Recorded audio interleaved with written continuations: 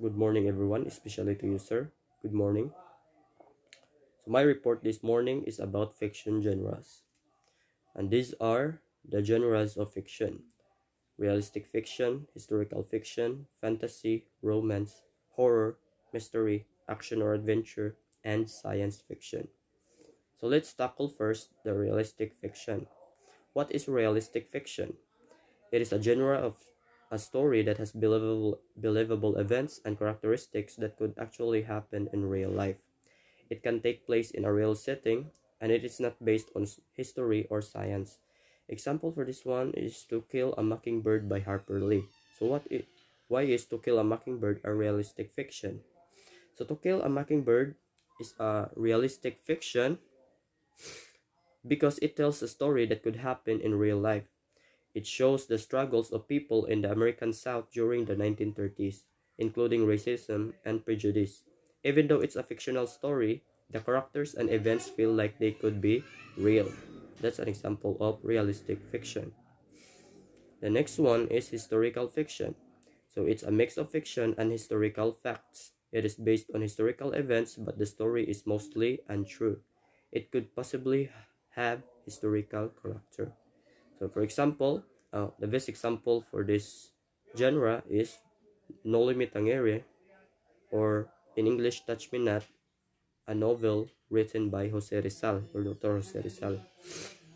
So why Noli Me Tangere is a historical fiction? It is a historical fiction because it tells a story set in the past, specifically in the Philippines during Spanish colonial rule.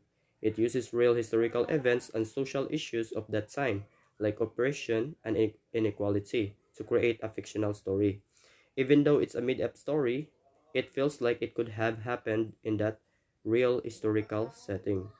So Noli Me Tangere uses these real historical events as a backdrop to tell a fictional story, but it captures the spirit of the time and reflects the realities of Filipino life under Spanish rule. Let's move to the next genre, fantasy. So fantasy is a story that couldn't happen in real life. It typically involves magic or supernatural powers. Oftentimes, it takes place in another world or has make-believe characters. The best example for this one is Alice's Adventures in Wonderland by Lewis Carroll. So why Alice's Adventures in Wonderland a fantasy? It is a fantasy story because it takes place in a world that doesn't exist in reality.